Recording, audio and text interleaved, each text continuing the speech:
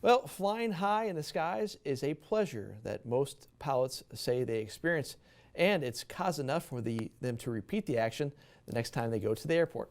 But what about flying low? Well, I spoke to some of those pilots that are pretty important to the farmers in our neck of the woods. Crop dusting isn't really an accurate term for today's pilot that drops all sorts of things to help manage crops. The newer pilots, they call themselves agricultural aerial applicators. And most people say, huh? Crop dusters, they understand that. The operation is pretty sophisticated. Two pilots fly 18 round trips to a farm in Hempel, Missouri, and two individuals on the grounds crew ensure they are fully loaded with wheat seed and fuel each time they take off from Rosecrans Memorial Airport. Today we're having to put on wheat. This is 60 pounds per acre. So we fill up our airplanes, which is 3,000 pounds of seed, and go and fly about 60 foot in the air. Besides seed, they also spray liquid from a boom that has more than a dozen nozzles that run underneath the plane's wing. That's how they dish out insecticide and fungicide. However, our airplane has to be a lot lower. Ideally, our booms are 8 to 10 foot above the crop. That leaves your wheels about 5 foot above the crop.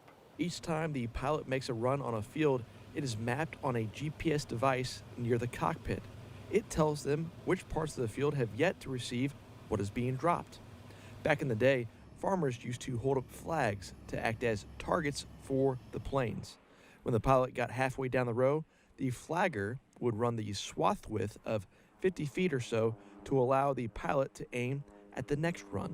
And the GPS now is up to where you just punch in the coordinates and it'll take you right to that field. Now you also look at your map and say, is this the right field? There are tons of considerations for McElwain sprayers on the day of the job. It can't be too hot or the planes can't fly. It can't be too cold because some chemicals won't sit well. But most importantly, they need to consider the wind. We try to be very careful and watch the winds, because if you've got a problem on the east side of the field, then you just can't spray the field that day if you've got a west wind. And the winds also have to be, between 4 and 10 miles an hour someplace. It gets past 10, well, it starts getting marginal. The most popular crops planted in northwest Missouri are white corn, yellow corn, popcorn, and soybeans. And sometimes the passes these guys are making out here in the field in Hempel, Missouri are only just about 8-10 feet, looks like, above the power lines here, which makes it some of the most precise flying that you'd have to do outside of, obviously, military combat.